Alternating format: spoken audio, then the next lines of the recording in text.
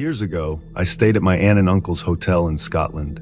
It was an old, grand building, sitting alone on the edge of a dark forest. The hotel had many rooms, and each one seemed to whisper its own secrets. The walls were thick with history, and the air always felt a bit cool, even in summer. One night, I woke up at 3 a.m. A loud banging noise echoed through the halls. It sounded like someone was knocking hard on a door or hitting something heavy. At first, I thought it was a dream, but the banging continued, growing louder and more urgent. I sat up in bed, my heart pounding. The room was dark, and the only light came from the moon peeking through the heavy curtains. I listened closely, hoping the noise would stop, but it didn't. The banging kept going, steady and relentless. I decided to find out what was making the noise. I grabbed my flashlight from the bedside table and slowly opened my door. The hallway was empty, and the hotel was silent except for the banging sound. I took a deep breath and stepped into the hall, my flashlight casting long shadows on the walls. The noise seemed to come from upstairs. I walked quietly, my footsteps barely making a sound on the old carpet. As I reached the bottom of the grand staircase, I saw something that made my blood run cold. A shadowy figure stood at the top of the stairs. It was strange, both solid and translucent at the same time. The figure was tall and seemed to shimmer in the dim light. It moved slowly, almost floating, as it began to walk down the stairs toward me. Fear gripped me. I wanted to run, but my legs felt like they were glued to the floor. The figure moved closer, and I could hear its footsteps now, a soft, eerie sound that echoed in the quiet hotel. Finally, my fear broke through, and I turned and ran back to my room as fast as I could.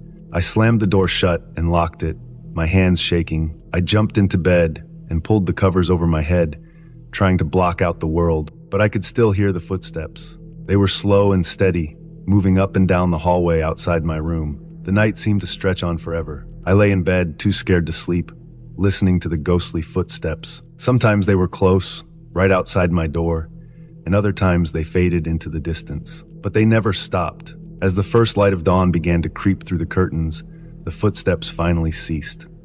I stayed in bed, too frightened to move, until the sun was fully up and the hotel came to life with the sounds of guests and staff starting their day.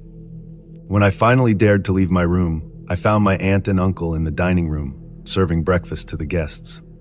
I wanted to tell them about the figure and the footsteps, but I was afraid they wouldn't believe me or think I was just imagining things. So I kept it to myself. That day, I explored the hotel, trying to find any explanation for what I had seen and heard. I asked the staff if they had heard anything unusual during the night, but they all shook their heads. No one else had heard the banging or the footsteps. Over the next few nights, I stayed awake, listening for any signs of the figure. But the hotel was quiet, and I never heard the footsteps again. The experience left me shaken, and I couldn't shake the feeling that I had seen something otherworldly. Even now, years later, I can still remember that night vividly. The shadowy figure, the eerie footsteps, and the cold fear that gripped me. My aunt and uncle's hotel remains a beautiful and mysterious place, but I always wonder about the secrets it holds and the spirits that might still walk its halls. When I visit the hotel now, I can't help but glance at the staircase, half expecting to see that shadowy figure again. And sometimes, late at night, I think I can still hear the faint sound of footsteps echoing in the quiet corridors, a reminder of that terrifying night years ago. The forest was thick and dark as I trudged through the underbrush, my flashlight casting a narrow beam of light that barely pierced the dense canopy above. I had come here to escape the stresses of city life, to find some peace in the solitude of nature. Little did I know my solo camping trip would turn into a nightmare I'd never forget. I had set up my small tent in a clearing earlier that afternoon, enjoying the sounds of birds chirping and leaves rustling in the gentle breeze. As dusk fell, I sat by the fire, roasting marshmallows and relishing the tranquility. But as the sun dipped below the horizon, an unsettling feeling crept over me. I shrugged it off, blaming it on my overactive imagination. After all, I was alone in the woods, and every sound seemed amplified in the stillness of the night. After finishing my makeshift dinner, I decided to explore the area a bit before it got too dark. I grabbed my flashlight and headed into the trees, making sure to mark my path with small pieces of cloth tied to branches. The forest grew denser, and soon I realized I had ventured further than intended. When I turned to head back, the path I had marked seemed to have disappeared. Panic began to set in as I realized I was lost. I took a deep breath and tried to retrace my steps, but every tree looked the same, and the darkening sky made it hard to see. The only sounds now were my footsteps crunching on the fallen leaves and the occasional hoot of an owl. Suddenly I heard another noise, the snap of a twig behind me. I spun around, my flashlight beam dancing wildly, but there was nothing there. I told myself it was just a deer or some other woodland creature, but a shiver ran down my spine nonetheless. I continued walking, trying to stay calm and rational. But then I heard it again, closer this time, the distinct sound of footsteps. Someone or something was following me. My heart raced as I quickened my pace, glancing over my shoulder every few steps. In the dim light, I could barely make out a figure moving through the trees. It was a man, and he was getting closer. I broke into a run, not caring about the noise I was making or the branches scratching at my face and arms. I needed to find my campsite and my gun. It was my only chance to defend myself. My lungs burned and my legs ached, but I didn't stop. I could still hear the footsteps behind me, relentless and steady. After what felt like an eternity, I stumbled into the clearing where my tent stood. I dashed inside, fumbling for the gun I had brought for protection. My hands were shaking as I loaded it, my eyes darting around the dark perimeter of the campsite. I waited, listening intently, but the footsteps had stopped. The only sound was the crackling of the dying fire. I crept to the edge of the clearing, gun in hand, and scanned the trees with my flashlight. There was no sign of the man. Had I imagined it? Was my mind playing tricks on me? I stood there for what felt like hours, but no one appeared. The forest was eerily silent, as if holding its breath. Eventually, exhaustion overcame me. I crawled into my tent, keeping the gun close, and tried to sleep. But every rustle of leaves and snap of twigs jolted me awake, my heart pounding in my chest. I didn't get much rest that night, and as soon as the first light of dawn broke through the trees, I packed up my campsite and headed back to civilization. The hike back was uneventful, and by the time I reached my car, I had almost convinced myself that it was all just a figment of my imagination.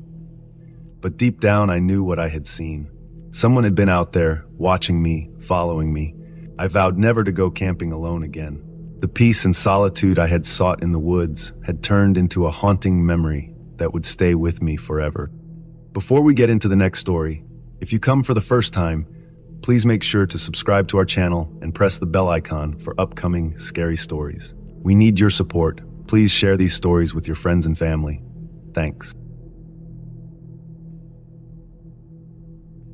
One night when I was about 12 or 13, my parents were gone for a while. They said they would be back late, so I stayed up on my desktop computer. It was past midnight, and the house was quiet. The only sound was the soft hum of the computer and the occasional creak from the old wooden floors. I was chatting online with my friends, something I did often. We talked about school, games, and silly things that made us laugh. There was one friend, though, who I had only met online. His name was Dark Shadow, and he seemed cool. We had been chatting for a few months, and he always seemed to know interesting stuff about computers. That night, Dark Shadow started talking about strange things. He asked me if I was alone at home. I told him my parents were out and I was waiting for them to return. He said it was cool to have the house to myself.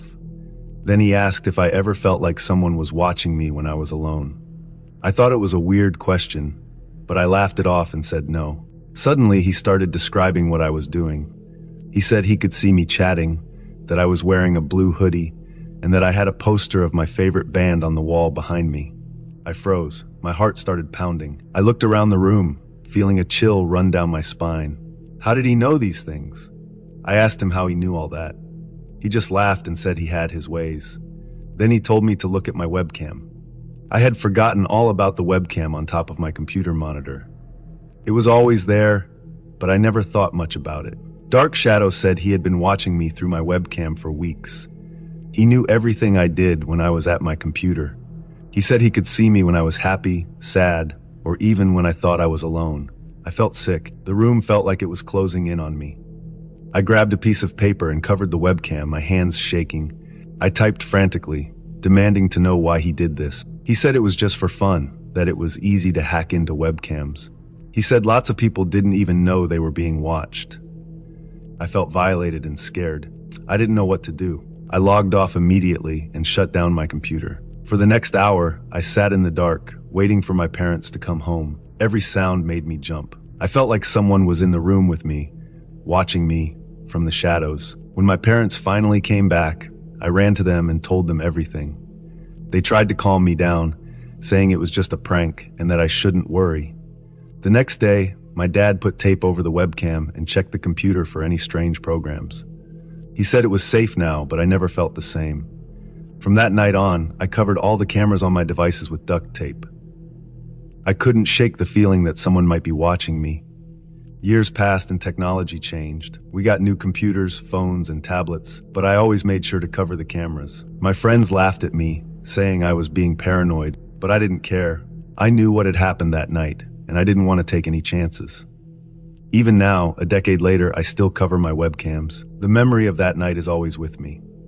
The feeling of being watched, the fear that crept into my heart, and the sense of betrayal by someone I thought was a friend. It taught me to be careful and to never trust too easily, especially online. A few years ago, I moved to a small town nestled in the hills. It was a quiet place with friendly people and charming streets. But what stood out most to me was the old, abandoned hospital on the outskirts of town. Every time I passed by it, I felt a strange pull, as if it were calling to me. People in town had all sorts of stories about the hospital. They said it was haunted, that strange sounds could be heard at night, and that shadows moved in the windows. I didn't believe in ghosts, but the mystery of the place fascinated me. The building stood tall and eerie, with broken windows and vines creeping up its walls, a silent relic of the past. One evening, as the sun dipped below the horizon and the town settled into a quiet calm, I decided to explore the hospital. I waited until it was fully dark, the moon casting a ghostly glow over the landscape. I grabbed my flashlight, put on my old, worn-out sneakers that made little noise, and filled a small backpack with some snacks, a bottle of water, and my phone. As I made my way to the hospital, the night seemed to grow darker and the air colder. The path was uneven and overgrown, with shadows that seemed to dance in the moonlight. I felt a mix of excitement and fear bubbling up inside me, but I pushed forward, determined to uncover the secrets of the old building. When I finally reached the hospital, I paused to take in its imposing presence. The structure was massive, its dark windows like empty eyes staring down at me. The front door hung open, creaking slightly in the wind. I took a deep breath and stepped inside. The air inside was musty and stale, filled with the scent of decay and neglect. My flashlight beam cut through the darkness, revealing long, empty hallways and peeling paint on the walls. Each step I took echoed loudly, making the silence even more profound. I started exploring the ground floor, peering into empty rooms filled with broken furniture and forgotten medical equipment. The shadows cast by my flashlight seemed to move, creating an eerie, shifting landscape. I told myself it was just my imagination, but the feeling of being watched persisted. As I moved deeper into the hospital, I found an old staircase leading to the upper floors. The steps creaked under my weight, each one sounding like a loud protest in the otherwise silent building. When I reached the second floor, the atmosphere felt even colder and more oppressive. I walked down another long hallway, the walls lined with closed doors. I tried a few of them, but most were locked or jammed shut. One door, however, creaked open to reveal what looked like an old operating room. The sight was unsettling. Rusty surgical tools lay scattered across a dusty table, and a metal gurney stood in the center, covered in a dirty, tattered sheet. Suddenly, I heard a noise behind me, like a whisper. I spun around, my heart pounding in my chest, but saw nothing. I tried to steady my breathing, convincing myself it was just the wind or the old building settling. I continued exploring, but the feeling of unease grew stronger with each step. The hospital seemed to come alive with strange sounds, faint whispers, distant footsteps, and the occasional clatter of something falling. I tried to stay focused, but my mind kept imagining all sorts of terrifying possibilities. Then, as I turned a corner, my flashlight flickered and went out. I was plunged into darkness, my heart racing. I fumbled with the flashlight, tapping it desperately until it came back on. The beam of light revealed a figure standing at the end of the hallway. I froze, my breath caught in my throat. The figure was tall and shadowy, its features obscured by the darkness. I couldn't tell if it was real or just another trick of the light. It started moving towards me, slowly and deliberately. Panic surged through me. I turned and ran, my footsteps echoing loudly as I made my way back to the staircase. I stumbled down the steps, nearly tripping in my haste. The hospital seemed to come alive around me, the whispers growing louder and more urgent. I finally burst out of the front door, gasping for breath. The cold night air hit me like a wave, but I didn't stop running until I was well away from the hospital. When I finally slowed down, I looked back to see the dark silhouette of the building looming in the distance, silent and still once more. I never went back to the abandoned hospital after that night. The memory of the shadowy figure and the strange sounds haunted me, and I couldn't shake the feeling that I had narrowly escaped something truly terrifying. The townspeople continued to share their stories, and I listened with newfound respect for the legends of the old hospital on the hill.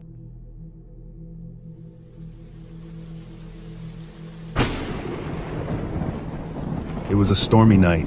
The wind howled and rain battered against the windows of the old hotel where I worked. Thunder rumbled in the distance, and lightning lit up the dark sky. The lobby was quiet, with only the ticking clock echoing in the empty room. I sat at the front desk, my eyes heavy with sleep, but I couldn't leave my post. The night shift was always the hardest, especially on nights like this. Suddenly, the front door creaked open and a man stumbled inside. His clothes were soaked, and his hair was plastered to his forehead. But what caught my attention was the blood. It was smeared on his shirt and hands, dark and ominous. He looked around, eyes wide, as if searching for something or someone.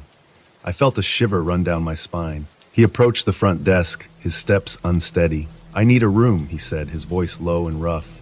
I tried to keep my composure, but my hands trembled as I handed him the registration form. The man filled it out quickly, his hand shaking slightly. He glanced around nervously as if expecting someone to burst through the door at any moment.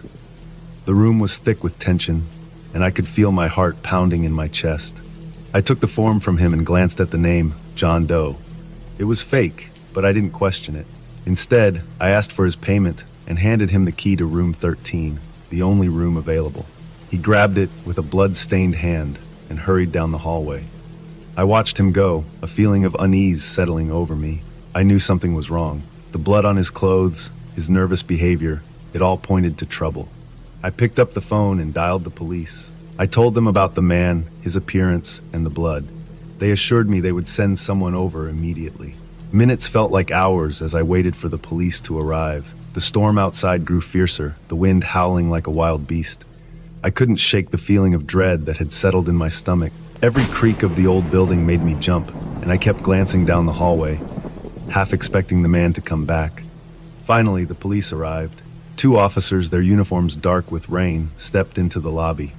I pointed them toward room 13, and they moved quickly, their footsteps echoing down the hallway. I followed at a distance, my curiosity overcoming my fear. The officers knocked on the door, their expressions stern. There was a moment of silence before the door creaked open. The man stood there, looking more disheveled than before. The officers spoke to him in low voices, and he nodded, stepping aside to let them in. I couldn't hear what they were saying, but I saw the man's shoulders slump as he was led out of the room in handcuffs. They brought him back to the lobby, and I could see the fear in his eyes. He glanced at me, and I felt a pang of guilt, but I knew I had done the right thing. One of the officers stayed behind to take my statement, while the other led the man outside. As I recounted the events of the night, the officer took notes. His face was serious. When I finished, he looked at me and said, "You did well to call us. This man is wanted for a serious crime." I had suspected something was wrong, but hearing it confirmed was a different matter. The officer thanked me and left, and I was alone in the lobby once more. The storm raged on outside, but the hotel was eerily quiet. I sat back down at the front desk, my mind racing. I was thinking about the man, about what he might have done to end up here, covered in blood. I tried to push the thoughts away, but they lingered, haunting me. As the night wore on, I found myself constantly glancing at the clock, willing the hours to pass. Every sound made me jump, every shadow seemed to move. I couldn't shake the feeling of unease that had settled over me.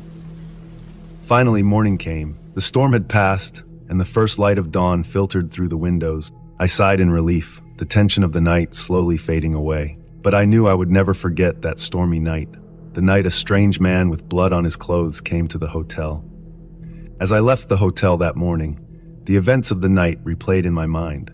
I wondered what would happen to the man, what crimes he had committed. I knew I would probably never find out, but the memory of his blood-stained clothes and fearful eyes would stay with me forever. And so the old hotel returned to its usual quiet routine. But every time a storm rolled in, I couldn't help but remember that night. It was a warm summer night, perfect for a campfire by the river. My friends and I had gathered around, sharing ghost stories and roasting marshmallows. The crackling fire cast long shadows, and the sound of the flowing river added a calming backdrop. The night was filled with laughter and the smell of burning wood. As the night wore on, the stories became scarier. Mark, one of the older kids, leaned in closer to the fire and said, "I have a story that will chill you to the bone. It's a tale from Mexican folklore about La Llorona, the weeping woman." He paused, letting the anticipation build. The firelight flickered, and we huddled closer. Mark's voice dropped to a whisper as he began his story. Many years ago, in a small village by the river, there lived a beautiful woman named Maria. She had long, dark hair and eyes that sparkled like stars. Everyone in the village admired her. She fell in love with a handsome man, and they had 2 children together, a boy and a girl. They were very happy, and their laughter filled the house. But as time went on, the man's love for Maria faded. He left her for another woman, leaving Maria heartbroken. Her grief turned into anger, and one night, in a moment of madness, she took her children to the river and drowned them. Realizing what she had done, she was consumed by sorrow and guilt.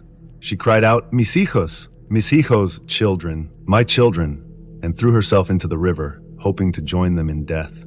But her soul was not at peace. Instead, she was cursed to wander the earth, forever searching for her lost children.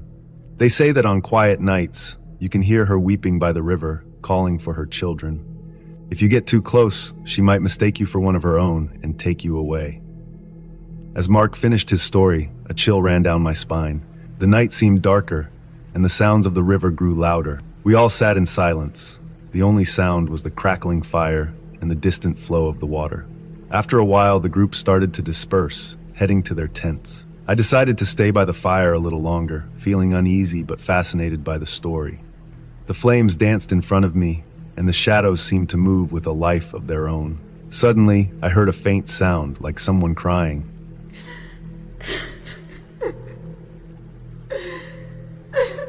I looked around, but everyone else had already gone to bed. The sound grew louder, and I felt a cold breeze brush against my skin. My heart pounded in my chest. Was it just my imagination, or was it La Llorona? I stood up, my legs shaking, and walked toward the river. The sound of weeping was unmistakable now. It echoed through the night, blending with the rushing water.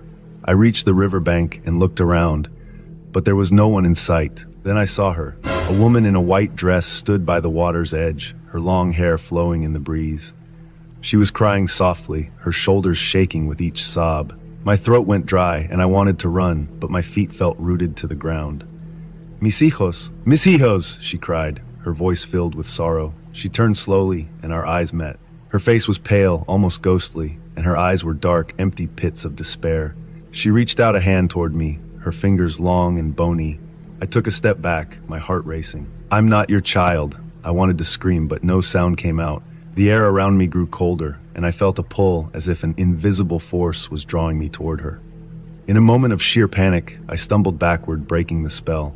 I turned and ran back to the campsite as fast as I could. The sound of her weeping followed me, growing fainter with each step until it finally faded into the night.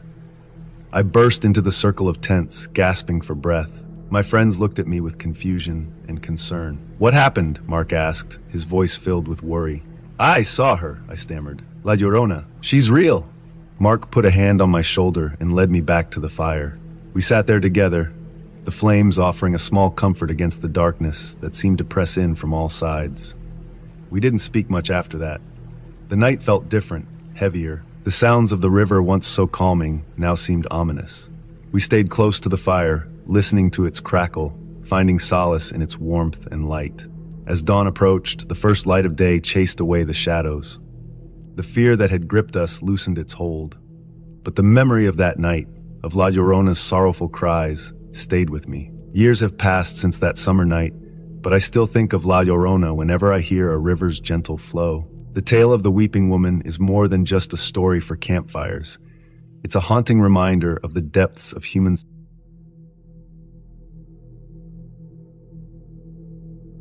I used to work nights at a dementia care facility. My shift started at 10 p.m. and ended at 6 a.m. This was my routine for many months. The facility was secure with locked doors and cameras. But that night, something happened that made me question our safety. It was a cold winter night, and the wind howled outside. The snow was falling heavily, making everything outside look eerie. The facility was quiet, with only the soft hum of the heaters and the occasional murmur from the residents. I was alone with 15 residents, all of whom were asleep in their rooms. Around 3 a.m., I heard the doorbell ring. It was strange because no one was supposed to come at that hour, and the building was secure. I thought it might be a hallucination, a trick of the mind. I decided to check, just to be sure. I walked down the dimly lit hallway to the front door. I peeked through the small window but saw no one. However, there was a car parked nearby. It looked suspicious, with its engine running and headlights off. My heart started to race, but I tried to stay calm. I went back to my desk, thinking it might have been a mistake. A few minutes later, the doorbell rang again. This time, it was louder and more urgent. My hands trembled as I walked back to the door. Still, there was no one there. Just the same car, now closer to the entrance. I felt a knot in my stomach. As I turned to leave, I heard a resident behind me. It was Mr. Thompson, an elderly man who often had trouble sleeping. He looked at me with wide eyes and said, "There's a troubled man outside. He needs tea." I froze. How could he know? There was no one visible. Another resident, Mrs. Parker, came up to me. She was usually quiet and calm, but now she seemed agitated. "Don't answer the door alone," she warned. "He wants to harm you." Her words sent a shiver down my spine. The residents rarely talked about anything other than their memories, and now they were seeing things I couldn't. I felt a wave of fear wash over me. I decided to call the police. I went back to my desk and picked up the phone. My hands were shaking so much that I could barely dial the number. The dispatcher answered, and I explained the situation. She told me to stay inside and that officers were on their way. As I waited, I kept glancing at the door. I could see a figure outside, moving slowly. The residents were getting restless, sensing my fear. Some of them started to wander around, asking what was happening. I tried to keep them calm, but it was hard when I was terrified myself. After what felt like an eternity, the police arrived. They knocked on the door, and I let them in. They searched the area but found no one. The car was gone, and there was no sign of the person I had seen. The officers took my statement and assured me they would patrol the area. The rest of the night was chaotic. The residents were upset and confused, and it took a long time to calm them down. I was on edge, jumping at every sound. I kept thinking about the figure outside and what might have happened if I had opened the door. The next day, I learned from the news that a woman in a nearby neighborhood had been attacked around the same time. The attacker was a man seeking drugs and had broken into her home. She managed to escape, but the incident left me shaken. I couldn't stop thinking about how close we had come to danger. The residents had sensed something I couldn't see, and their warnings might have saved us. I questioned the safety protocols at the facility. How could someone come so close without us knowing?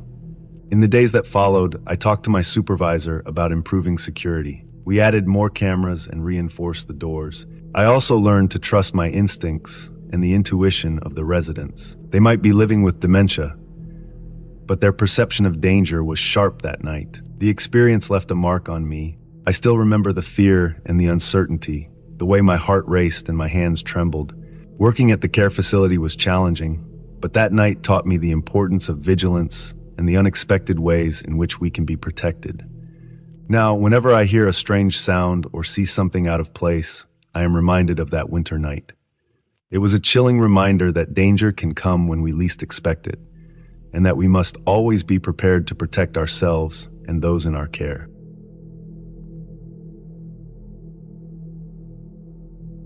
Last year, I moved to a small town called Millville. I liked exploring new places, and one day I heard about an old abandoned cemetery on the edge of town. The locals said it was haunted, but I didn't believe in ghosts. I decided to go there and see it for myself.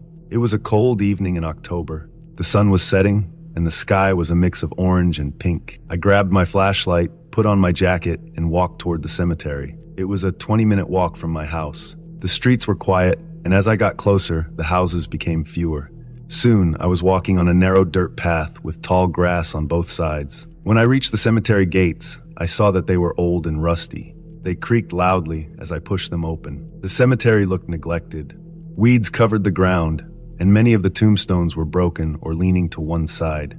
The trees were tall and twisted, their branches like skeletal arms reaching out to the sky. I stepped inside and started walking slowly, reading the names on the tombstones. Some of the dates went back to the 1800s. I wondered about the people buried there and what their lives were like. As I walked deeper into the cemetery, it grew darker. I turned on my flashlight, and its beam cut through the thickening gloom. There was an eerie silence in the air.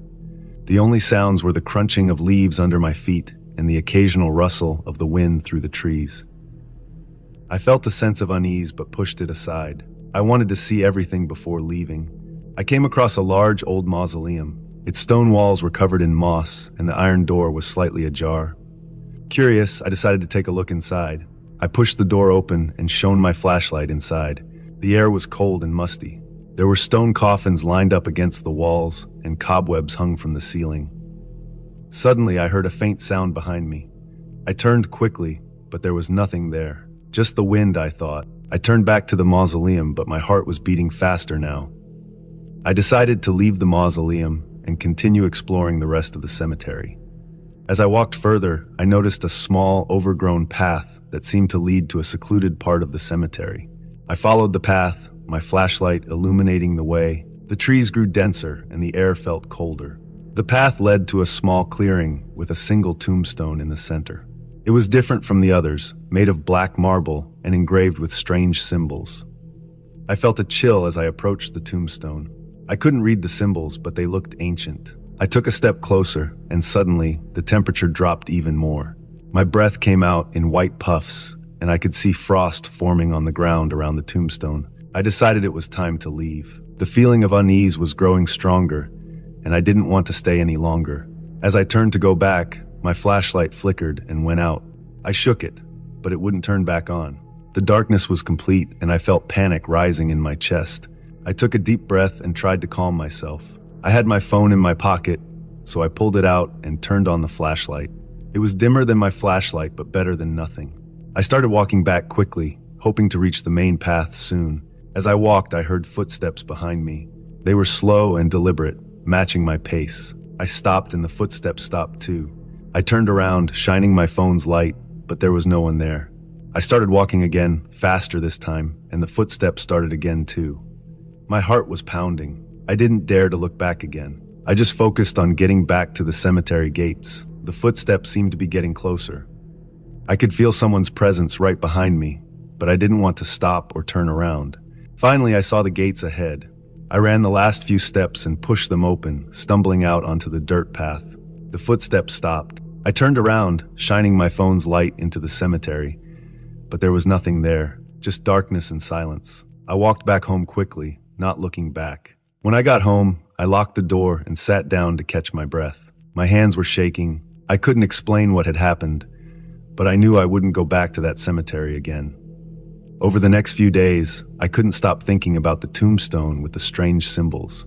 I tried to find information about it, but there was nothing in the town records or the library. It remained a mystery, one that I didn't want to solve anymore. From then on, whenever I passed by the edge of town, I avoided looking in the direction of the cemetery. The memory of that night stayed with me, a reminder of the things that are better left unexplored.